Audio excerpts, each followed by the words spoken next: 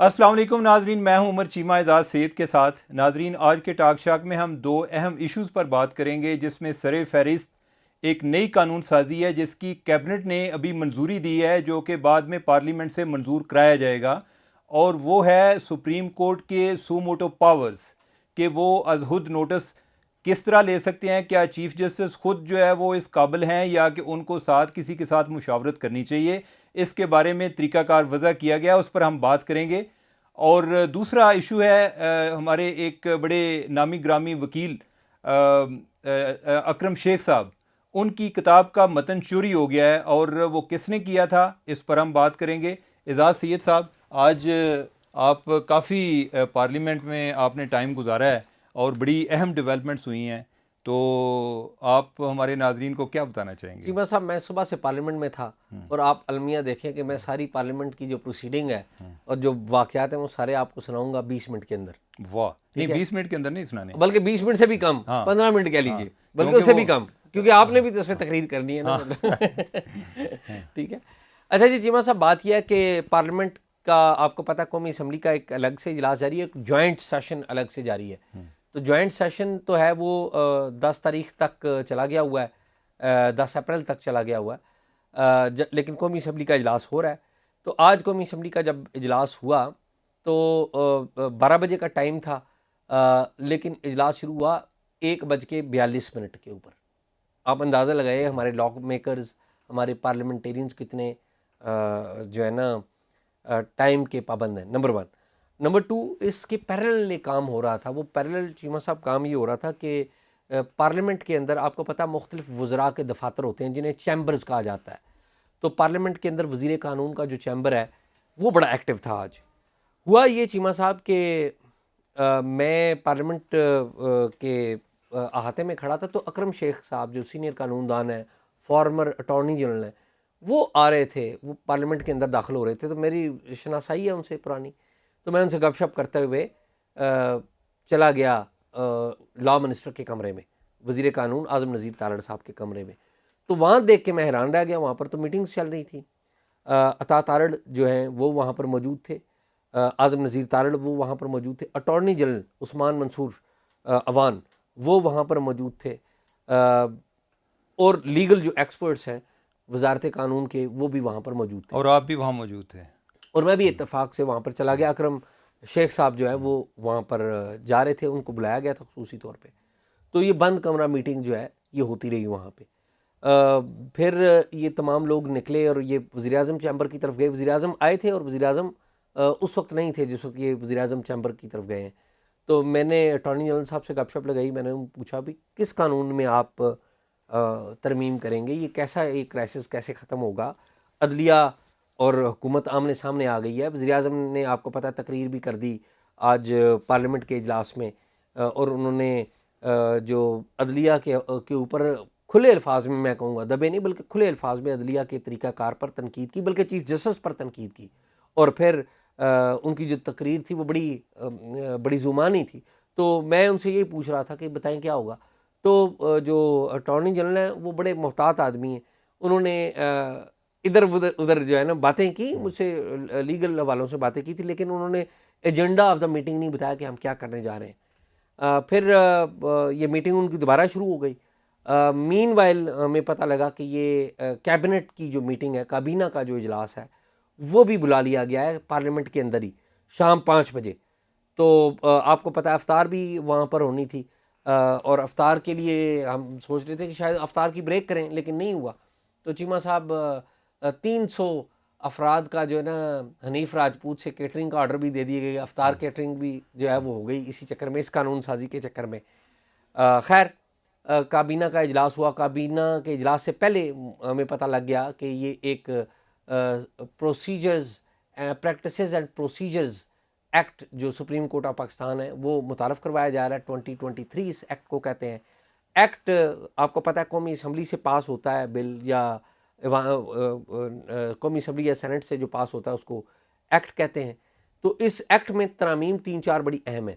Number 1 ترمیم جو ہے اسی جو لیگل فرٹرنٹی ہے جن کا ذکر میں نے کیا اس میٹنگ میں ہوا، جو فائنلائز ہوئی، نمبر 1 یہ ہے کہ جو سو موٹو کا ایکشن ہے اس کو انسٹیٹیوشنلائز کر لیا گیا ہے. یعنی کہ ایک 3 ممبر کمیٹی ہے. اگر آپ مجھے اجازت دیں میں یہ پیپر دیکھ لوں تاکہ کوئی بات غلط میں نہ بیان کروں, تاکہ کیونکہ یہ سینسٹیو ایشو ہے. آپ نے میری اجازت کے بغیر کام شروع کر دیا, لہذا جی پڑھ دیں. دیکھیں اختیار وہی ہوتا ہے جو ایکسرسائز کیا جائے, ٹھیک ہے.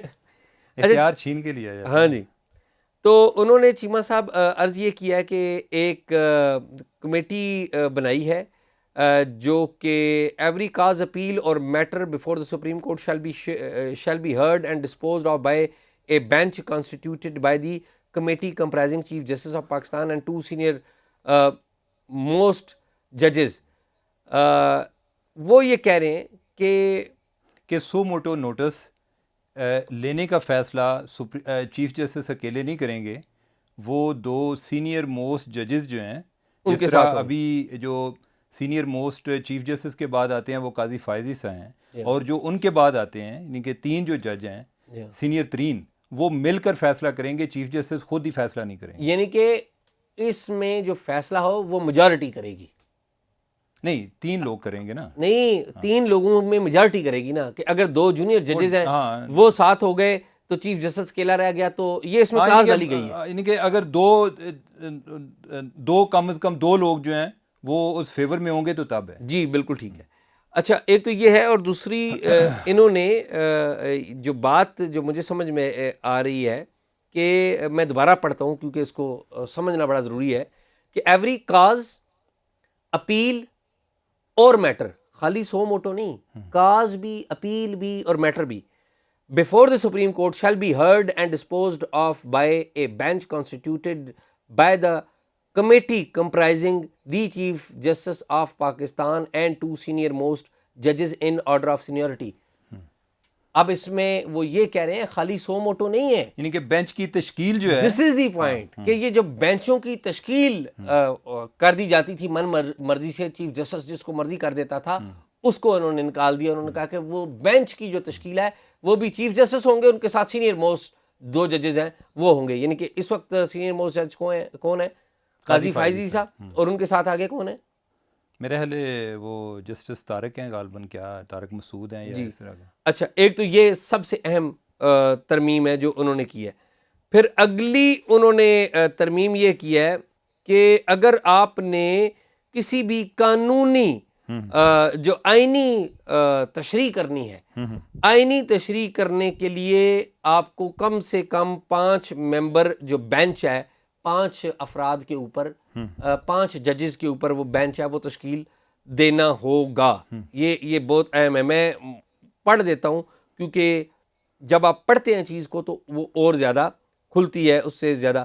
وہ اس کی بل کی کلاس 4 یہ کہہ رہی ہے, in the matters where interpretation of constitutional provision is involved, committee shall constitute a bench comprising not less than 5 judges of Supreme Court. کہ کم سے کم 5 رکنی بینچ جو ہے وہ اس کو سنے گا تشریح کے حوالے سے, آئینی تشریح کے حوالے سے کوئی بھی میٹر وہ سنے گا, کم سے کم 5 ممبر بینچ. پھر آگے سیکشن 5 میں پڑھ دیتا ہوں, 8 سیکشنز ہیں لیکن میں کوئکلی پڑھ دیتا ہوں. An appeal shall lie within 30 days from a final order of a bench of the Supreme Court who exercise jurisdiction under clause 3 of the Article 184 of the Constitution to a larger bench of the Supreme Court, and such appeal shall for hearing be fixed within a period not exceeding 14 days. موٹی بات یہ کہہ رہے ہیں کہ جب کوئی آپ آرڈر جاری کر دیتے ہیں اس کے خلاف جو اپیل ہے وہ 14 دن کے اندر آپ سنیں گے. یعنی جو از خود نوٹس ہے اس کیس میں جو بھی آپ فیصلہ کر دیتے ہیں اس کے خلاف اپیل ہو سکتی ہے, جو کہ آپ نے 14 دن کے اندر سنی ہے. 14 دن کے اندر. اس میں از خود نوٹس کا نہیں لکھا ہوا, انہوں نے از خود نوٹس نہیں لکھا ہوا, انہوں نے کہا کوئی اپیل.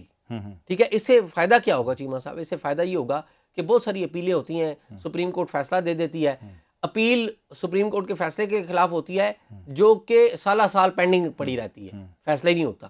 تو یہ انہوں نے کہا کہ 14 دن کے اندر آپ فکس کریں گے, یو آر باؤنڈ. پھر انہوں نے کہا right to appoint counsel of choice, وہ یہ سیکشن 6 ہے. وہ کہتے ہیں کہ جب آپ اپیل میں ریویو میں جاتے ہیں, سپریم کورٹ نے کوئی فیصلہ دے دیا, اس کا دوبارہ ریویو ہوا, تو آپ کا وہی قانون دان آپ کا وکیل ہوگا جو کہ پہلے تھا. اچھا, تو اب انہوں نے یہ چوائس دے دی ہے کہ جی اگر آپ نیا وکیل کرنا چاہتے ہیں تو نیا وکیل بھی کر سکتے ہیں. یہ بھی ایک بڑی لوگوں کے حوالے سے, پٹیشنرز کے حوالے سے ایک بڑی ہے. 7ویں اور 8ویں جلدی سے میں پڑھ دیتا ہوں. انہوں نے application for fixation of urgent matters, an application pleading urgency اور seeking interim relief filed in cause appeal اور matter shall be fixed for hearing within 14 days from the date of its filing. انہوں نے کہا کوئی بھی بندہ یا کوئی بھی پٹیشنر جب کہتا ہے کہ فوری طور پہ ریلیف دیں, فوری ہمیں ہمارا معاملہ سنیں, تو یہ 15 دن کے اندر 14 دن کے اندر آپ نے اس کو فکس کرنا ہے اور اس کو سننا ہے ہیئرنگ کے لیے. ٹھیک ہے. پھر آخری ہے انہوں نے act to overdue other laws, the provision of the act shall have affected notwithstanding anything contained in any other law, rules or regulations for the time being in force or judgment of any court including the Supreme Court and a High Court. and a High Court کہ وہ یہ کہہ رہے ہیں کہ high courts میں اور یہ جو سپریم کورٹ میں بھی ہے نا میٹرز, یہ بھی اس کے ٹیکنیکلی وہ آتے ہیں. تو اب جو میٹر ہے, معاملہ یہ ہے کہ انہوں نے جو 2 ججز نے, جو ہم نے کل بات کی تھی, پہلے بات کی تھی کہ جسٹس منصور علی شاہ نے اور جسٹس مندوخیل نے کل جو ایک تاریخ ساز, میں تاریخ ساز کہوں گا, جو بات کی ہے کہ ون مین شو نہیں ہونا چاہیے, اس کی لائٹ میں یہ قانون سازی بنا دی گئی ہے. ان کی استدعا جو ہے وہ فوری طور پہ سنی گئی ہے. ان کی استدعا فوری طور پہ, انہوں نے خیر حکومت سے قانون سازی کی بات نہیں کی تھی, لیکن حکومت نے اس استدعا کے اوپر جو کہتے ہیں نا light at the end of the tunnel, وہ ان کے وزڈم سے بینیفٹ لیا ہے, ان کی وزڈم سے بینیفٹ لیا ہے. تو اب جو عمر عطا بندریال صاحب ہیں, چیف جسٹس صاحب, اور ہماری سپریم کورٹ کے پرٹیکولرلی 2 اور معزز ججز, جسٹس اعجاز الحسن اور جسٹس اکبر کیا نام ہے, نقوی صاحب, مظاہر اکبر نقوی صاحب. تو ان تینوں کے اوپر جو الزام لگتا تھا کہ آپ عمران خان صاحب کی حمایت کر رہے ہیں, آپ ایک خاص جماعت کی حمایت کرتے ہیں, یہ الزام لگایا جاتا تھا. ویسے یہ جو اپیل والا معاملہ ہے نا, میری کسی سے بات ہو رہی تھی, انہوں نے کہا کہ یہ جو ان پرٹیکولر یہ جو آئینی پٹیشنز ہیں ان کے حوالے سے بات ہوئی ہے, اور اس میں ایک سکم ابھی رہ گیا ویسے, وہ یہ ہے کہ اس کو ریویو کا نام دینا چاہیے تھا. اور اس میں یہ ہے کہ اگر 5 رکنی بینچ نے پہلے فیصلہ کیا ہے تو یہ کوئی 7 رکنی بینچ جو ہے آگے اس کو جا کے سنے. اس کی وجہ یہ ہے کہ باقی جو معاملات ہیں نا جو سپریم کورٹ میں آتے ہیں, وہ سارے آپ فورم ایگزاسٹ کر کے آ رہے ہوتے ہیں.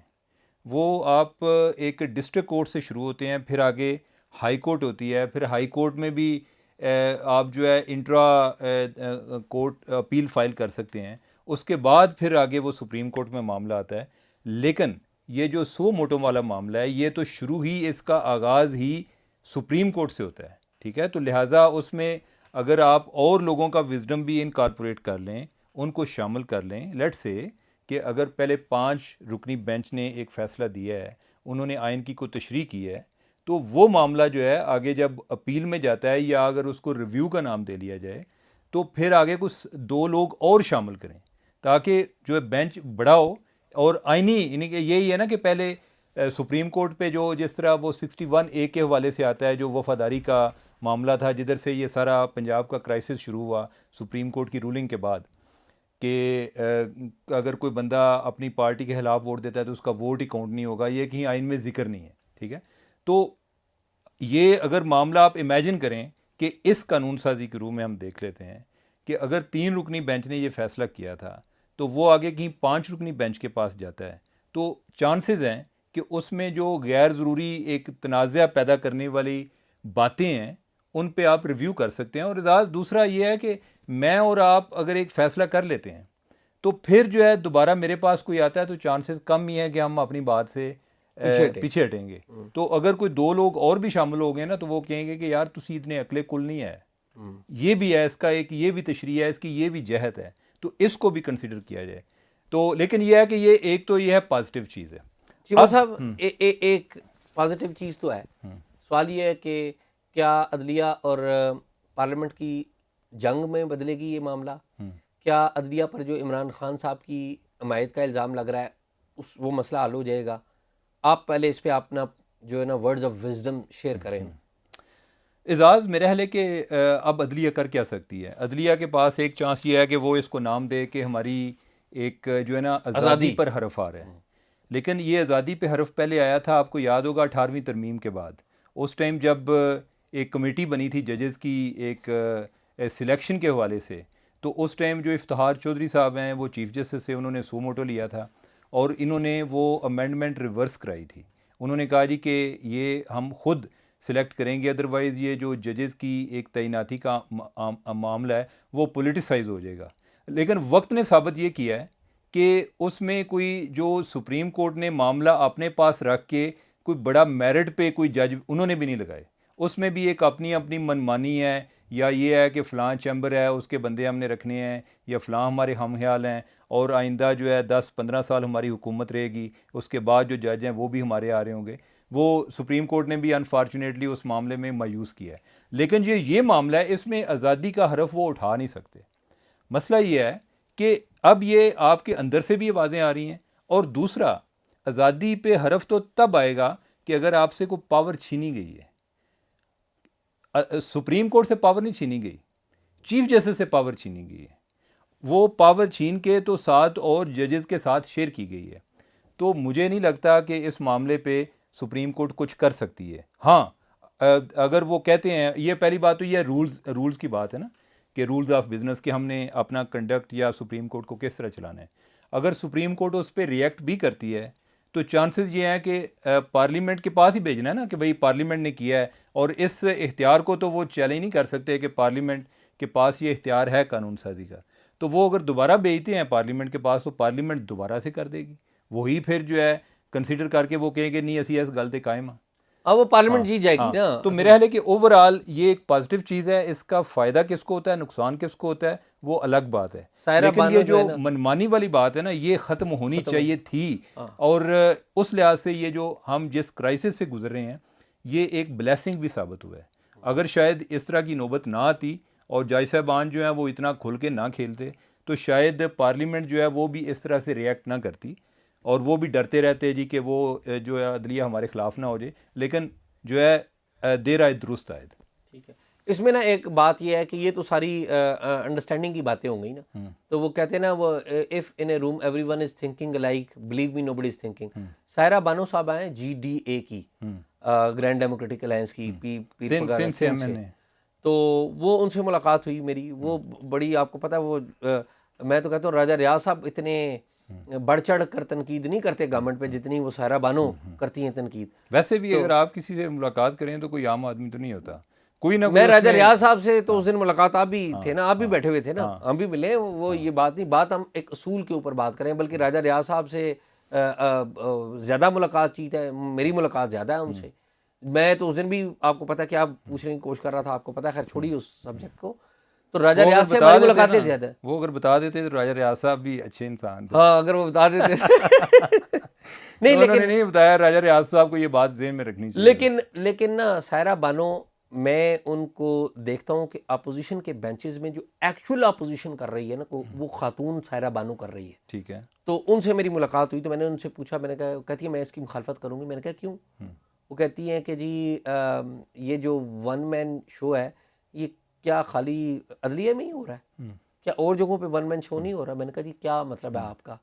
انہوں نے کہا جی یہ تمام اداروں میں قانون سازی لائی جانی چاہیے، پارلیمنٹ کے اندر بھی لانی چاہیے اور سیاسی جماعتوں کے اندر بھی لانی چاہیے. ٹھیک ہے.